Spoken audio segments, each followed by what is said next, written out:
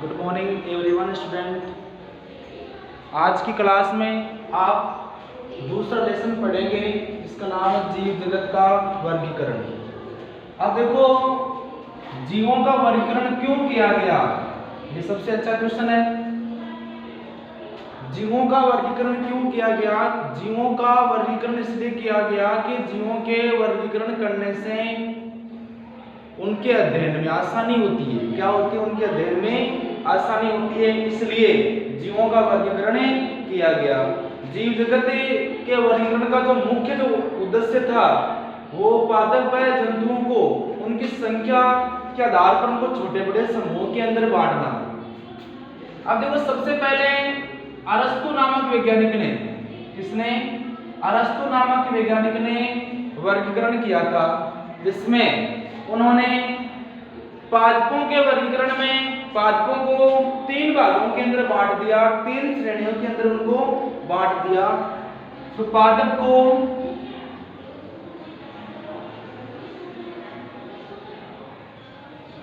मुख्यतः 3 श्रेणियों में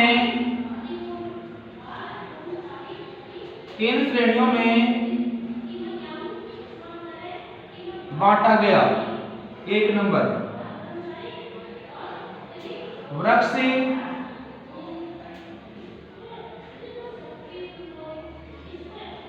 झाड़ी,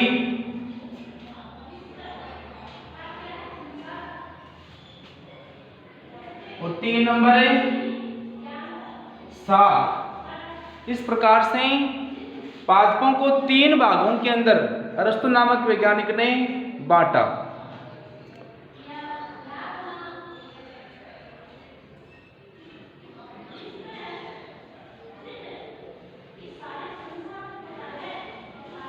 वृक्ष के अंदर बड़े जो विशाल जो पेड़ होते हैं उनको रखा गया है।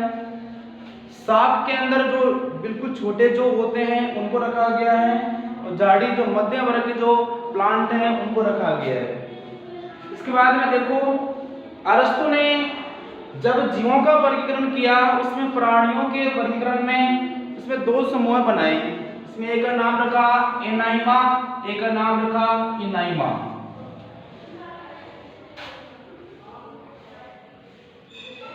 एनाइमा, एक का नाम रखा इनाइमा। अब देखो, एनाइमा समूह के अंदर उन प्राणियों को रखा जिनके अंदर लाल रक्त नहीं पाया जाता है। तो लाल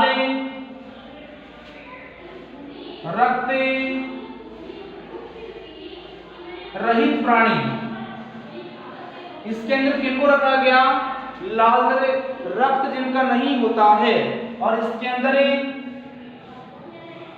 लाल रक्त युक्त प्राणी, इसमें केवल लाल रक्त युक्त प्राणियों को इससे इनाइमा समूह के अंदर रख दिया।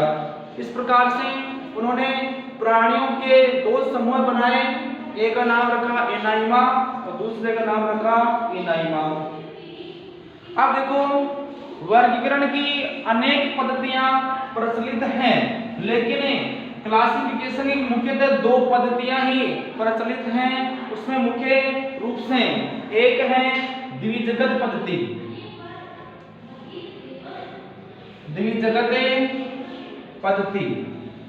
और दूसरी है पंचजगत पद्धति।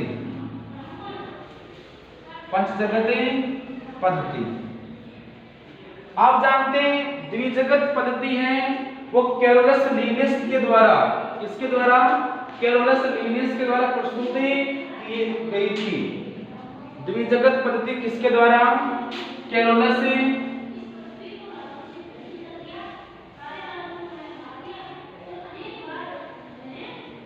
लीनियस के द्वारा प्रस्तुत की गई थी। कैरोलस लीनियस के द्वारा यह पद्धति प्रस्तुत की गई थी। अब देखो, इस पद्धति के अनुसार संसार के अंदर सभी प्राणियों को 2 जगत में रखा। एक का नाम रखा प्राणी जगत, प्राणी जगत, दूसरा था पादप जगत। दूसरा कौन सा था? पादप जगत। अब देखो प्राणी जगत के अंदर सभी प्रकार के प्राणियों को रखा, सभी प्रकार के प्राणी किसमें आते हैं बताओ? प्राणी जगत के अंदर आते हैं। और सभी प्रकार के पादप, सभी प्रकार के पादप, तो सभी प्रकार के प्लांट को उन्होंने प्लांट जगत के अंदर, प्लांटी किंगडम के अंदर उसने रख दिया। कैरोलस लिनियस ने दो जगत बनाए, एक का नाम रखा प्राणी जगत और एक का नाम रखा पादप जगत। अब देखो छोटे बड़े एकोशिकीय, बहुकोशिकीय और यूकैरियोटिक और प्रोकैरियोटिक, इन सभी प्रकार के जो जीव होते हैं, प्राणी होते हैं, उनको उन्होंने प्राणी जगत के अंदर रख दिया। अब देखो पादप जगत, इसमें सभी प्रकार के जो प्लांट होते हैं, पौधे होते हैं, उनको पादप जगत के अंदर रख दिया। अब देखना ये जो द्विजगत पद्धति है, इसमें मुख्य कमियां थी, वो कौन कौन सी कमियां थी वो देखते हैं। अब देखो कैरोलस लिनियस ने किया क्या, जब ये दो जगत बनाए और इन दो जगत के अंदर जब सभी प्रकार के जीवों को रखा, तो इसमें मुख्य कमियां ये थी। एक नंबर देखना, इन्होंने एक कोशिकीय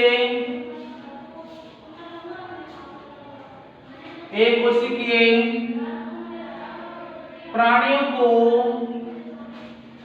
बहुकोशिकीय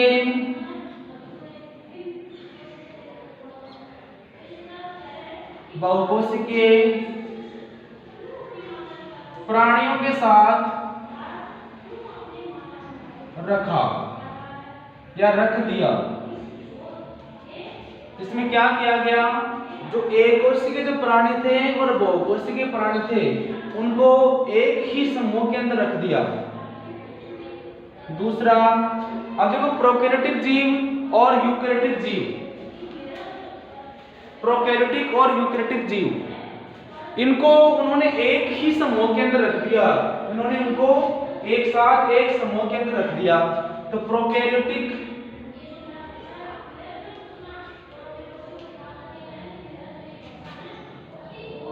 तथा यूकैरियोटिक प्राणियों को या जीवों को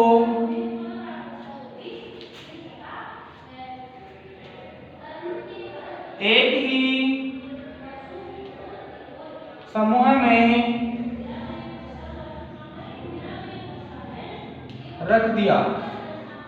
उन्होंने क्या किया, प्रोकैरियोटिक जो जीव हैं, जो आदिम प्रकार के जीव होते हैं, आदिम प्रकार के जीवों को भी उन्होंने एक ही जगत के अंदर, एक ही समूह के अंदर रख दिया। 3 नंबर देखना,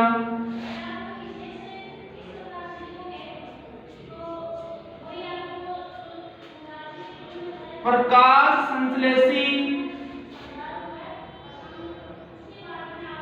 तथा अप्रकाश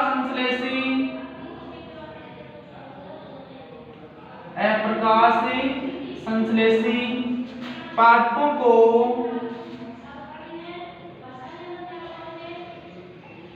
एक ही समूह में रखा गया। प्रकाश संश्लेषी और अप्रकाश संश्लेषी जो प्लांट थे, उनको एक ही समूह के अंदर रख दिया।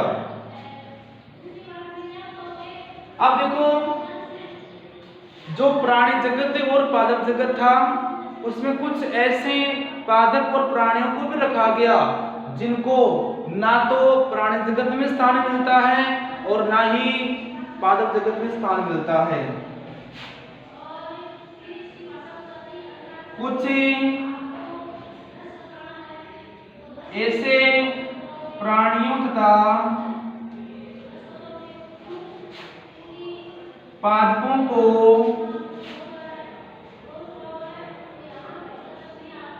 रखा गया जिनको दोनों जगत में स्थान नहीं मिलता है। जैसे वायरस, ये ना तो सजीव और ना क्या है, निर्जीव है। तो ये सजीव और निर्जीव इन दोनों के बीच की क्या है, योजक कड़ी है। इन दोनों के बीच की क्या है, योजक कड़ी है। इस प्रकार से जो द्विजगत जो पद्धति थी उसकी ये मुख्य कमियां थी। इसके बाद में 2 नंबर का आता है पंच जगत या 5 जगत।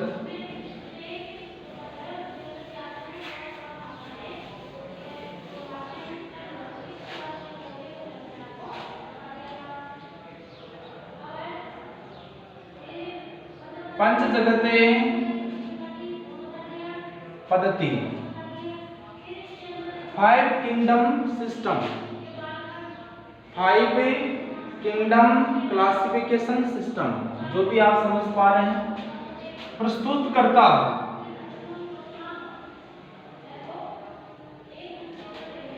RH Whittaker, RH Whittaker 1969। तो RH व्हिटेकर ने पंचजगत अवधारणा प्रस्तुत की थी। RH व्हिटेकर ने पंचजगत अवधारणा प्रस्तुत की थी। अब देखो 2 जगत तो पहले से बने हुए हैं जो कार्लस लिनियस ने बनाए थे। एक का नाम था पादप जगत और दूसरा था प्राणी जगत। उसके बाद में प्रोटिस्टा, फंजाई और मोनेरा 3 और जगत बनाए गए जिनको उनके लक्षणों के आधार पर, उनके गुणों के आधार पर उनको अलग अलग समूह बनाकर अलग अलग जगतें बना दिए। अब देखो इस पद्धति के अनुसार सभी जीवों को 5 जगत में वर्गीकृत किया गया। अब वो 5 जगत कौन कौन से थे वो देखते हैं। 1 number Monera, 2 number protista, 3 number fungi, 4 number Plantae और 5 नंबर है एनिमेलिया। 5 नंबर क्या, एनिमेलिया। इस प्रकार ये 5 जगत बनाए गए जिसमें पहला मोनेरा जगत, दूसरा प्रोटिस्टा जगत, तीसरा फंजाई या कवक जगत, चौथा प्लांटिया पादप जगत, 5वां एनिमेलिया या प्राणी जगत। इस प्रकार से ये 5 जगत थे। अब देखो इन 5 जगत जब बनाए गए तो उनके मुख्य कुछ मापदंड थे, कुछ ऐसे लक्षण थे, ऐसे गुण थे। उन गुणों के आधार पर ये 5 जगत बनाए गए। तो कौन कौन से देखते हैं। देखना, पहला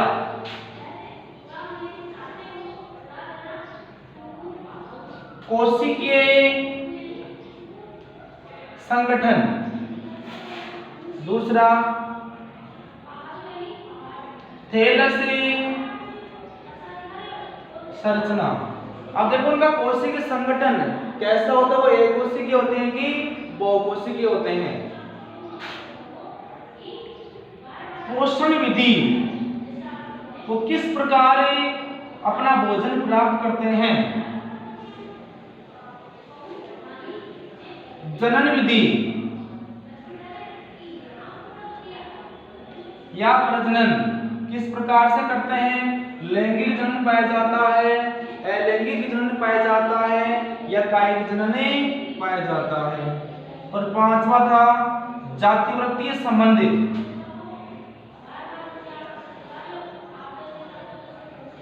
ये 5 मापदंड हैं।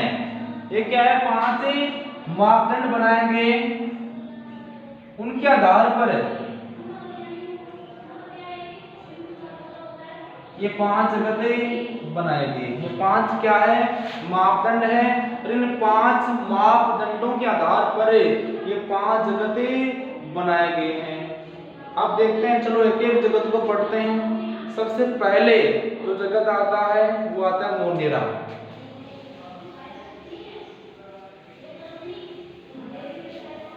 मोनेरा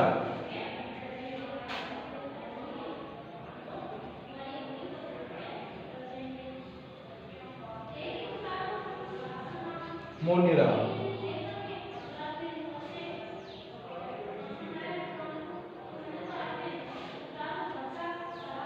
ठीक है।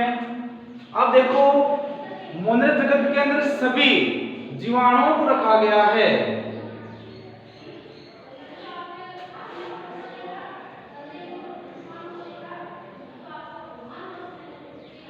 सभी जीवाणुओं को रखा गया है। इसमें सभी जीवाणुओं को रखा गया है और यह जगतें कोपलेंट के द्वारा, किसके द्वारा? कोपलेंट द्वारा प्रस्तावित, कोपलेंट द्वारा प्रस्तावित। यह जगत कोपलेंट के द्वारा प्रस्तावित किया गया था। कोपलेंट वैज्ञानिक था जिसने मोनेरा जगत की अवधारणा प्रस्तुत की थी। अब देखो इसी जगत में सभी प्रोकैरियोटिक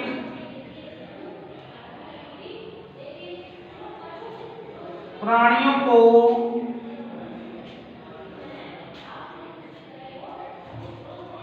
रखा गया है। इसमें सभी प्रकार के जो प्रोकैरियोटिक जो प्राणी हैं उनको रखा गया है। अब देखो इस जगत के जो प्राणी हैं उनमें झिल्लीयुक्त कोशिकांग, क्या? झिल्ली युक्त कोशिकांग, झिल्लीयुक्त कोशिकांग अनुपस्थित होते हैं। झिल्लीयुक्त कोशिकांग अनुपस्थित होते हैं। क्या होते हैं? अनुपस्थित होते हैं। मोनेरा जगत के अंदर जितने भी जो प्राणी हैं उनके अंदर झिल्लीयुक्त कोशिकांग अनुपस्थित होते हैं। सुस्पष्ट केंद्रक का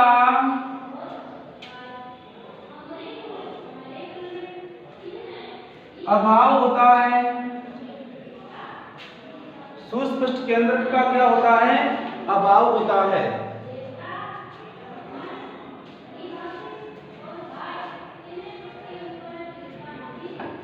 अब देखो मोनेरा जगत के जो प्राणी हैं वो सभी जगह पाए जाते हैं। इस जगत के प्राणी सभी स्थानों पर पाए जाते हैं। सभी स्थानों पर पाए जाते हैं, यानी कि ये वहां पर भी पाए जाते हैं, अर्थात इस जगत के प्राणी उन्हें स्थानों पर भी पाए जाते हैं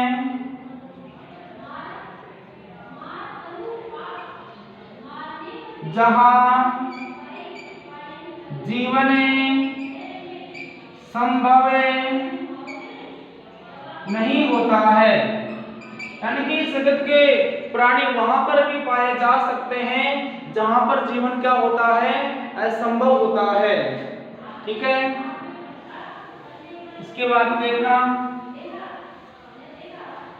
इसमें जो जीवाणु को जो रखा गया है, इन जीवाणुओं के 4 समूह बनाए गए हैं। जीवाणुओं के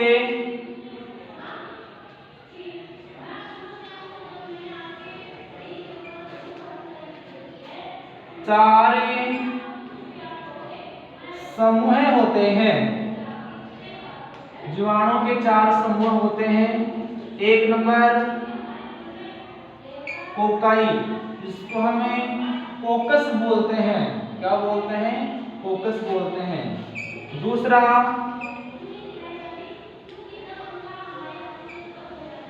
बेसिलाई, जिसको हमें बेसिलस बोलते हैं, छड़ाकार।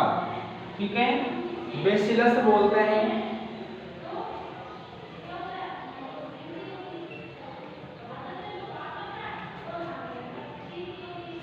तीन नंबर देखना, विब्रियम।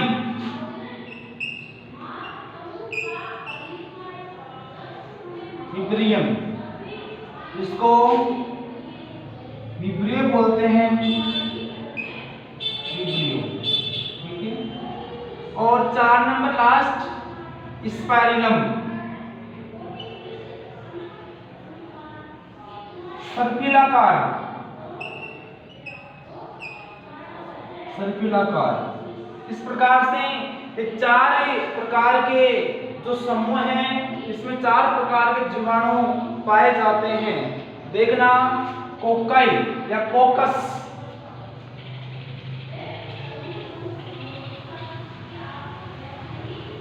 जो जीवाणु हैं वो इस प्रकार से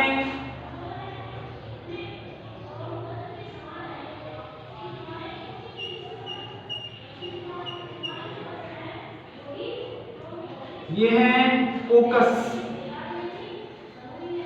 ठीक है, इसके बाद में इस प्रकार से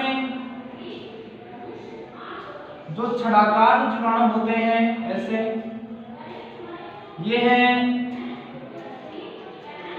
छड़ाकार या बेसिलस। ठीक है, इसके बाद में इस प्रकार के जो जीवाणु होते हैं,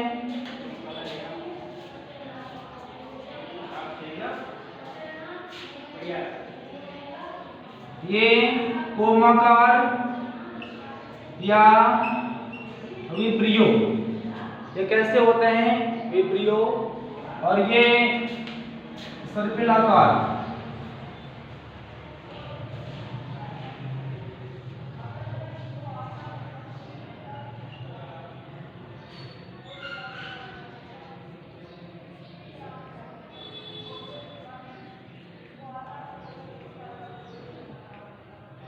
ये है स्पाइरिलम, स्पाइरिलम।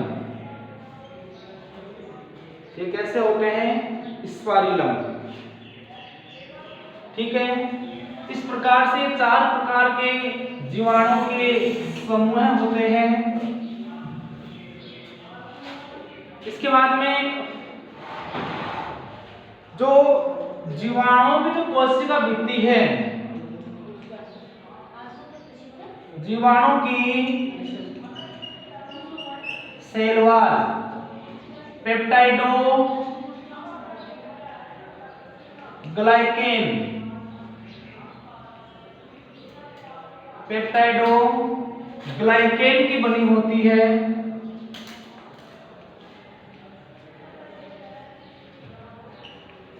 पेप्टाइडो ग्लाइकेन की बनी होती है, जो अत्यंत मजबूत होती है, अत्यंत कठोर होती है।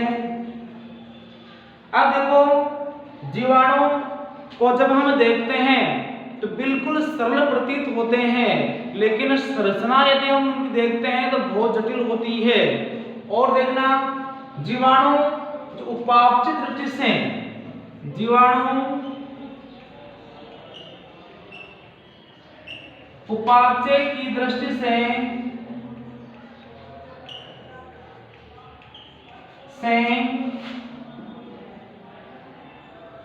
अत्यंत जटिल होते हैं। अत्यंत क्या होते हैं, जटिल होते हैं।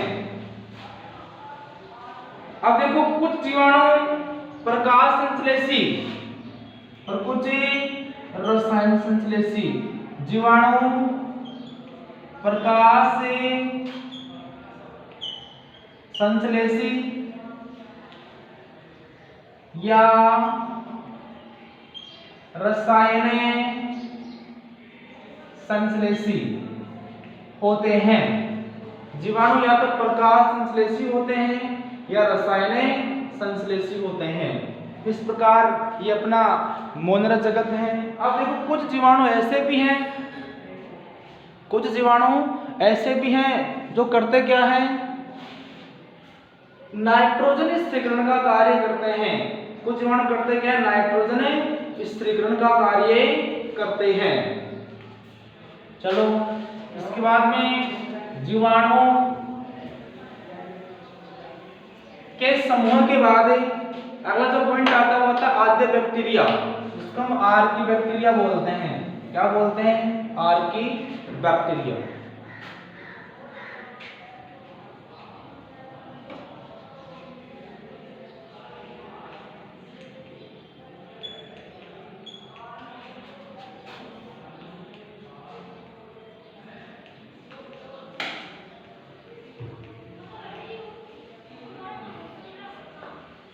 आर्की बैक्टीरिया इस प्रकार के जीवाणुओं का निर्माण है वो प्राचीनतम काल में हुआ। अर्थात ऐसा कहा गया कि जिस समय जीवों की उत्पत्ति हुई उस समय सबसे पहले इन जीवाणुओं का निर्माण ही हुआ। ये आदिम प्रकार के जीवाणु होते हैं। कैसे होते हैं, ये आदिम प्रकार के जीवाणु होते हैं। इनकी उत्पत्ति पृथ्वी पर जीवों की उत्पत्ति के 7 या सबसे पहले विकसित जीव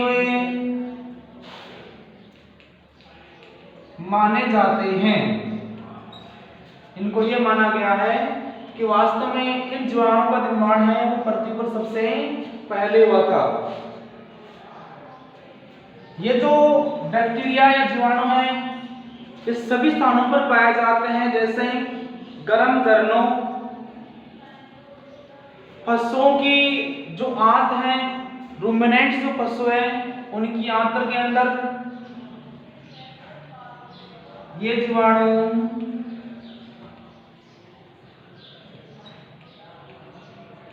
गर्म झरनों,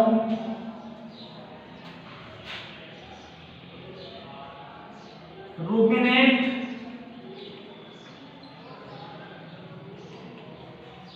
पशुओं की आंत में आदि स्थानों पर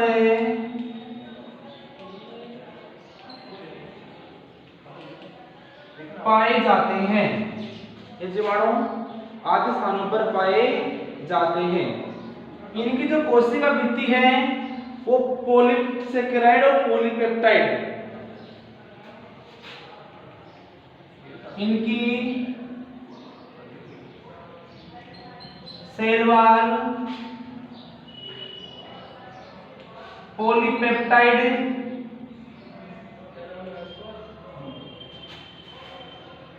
तथा पॉलीसेकेराइड की बनी होती है। सेकेराइड की बनी होती है। कुछ जीवाणु ऐसे हैं जो गोबर से, गोबर गैस जिसको मीथेन गैस बोलते हैं, का निर्माण करते हैं। जैसे मेथेनोजन बैक्टीरिया, मेथेनोजन बैक्टीरिया या मेथेनोजन जीवाणु गोबर से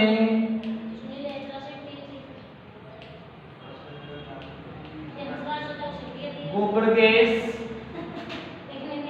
इसमें मुख्यतः है मीथेन का निर्माण करते हैं, निर्माण करते हैं। अब देखो कुछ बैक्टीरिया जो गर्म झंडों के अंदर पाए जाते हैं उनको बोलते हैं थर्मोकोकस।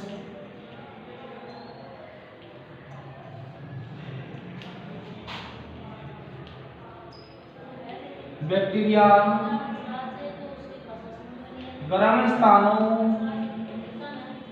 या गर्म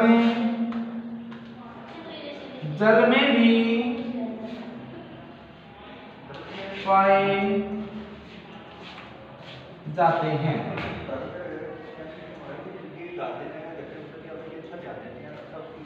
कुछ जीवाणु कच्छ सेक्टर या दलदले में भी पाए जाते हैं।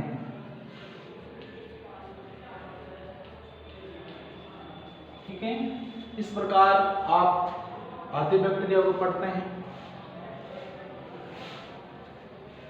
ठीक है, आज की क्लास इतनी और बाद में पढ़ेंगे। मिलेगा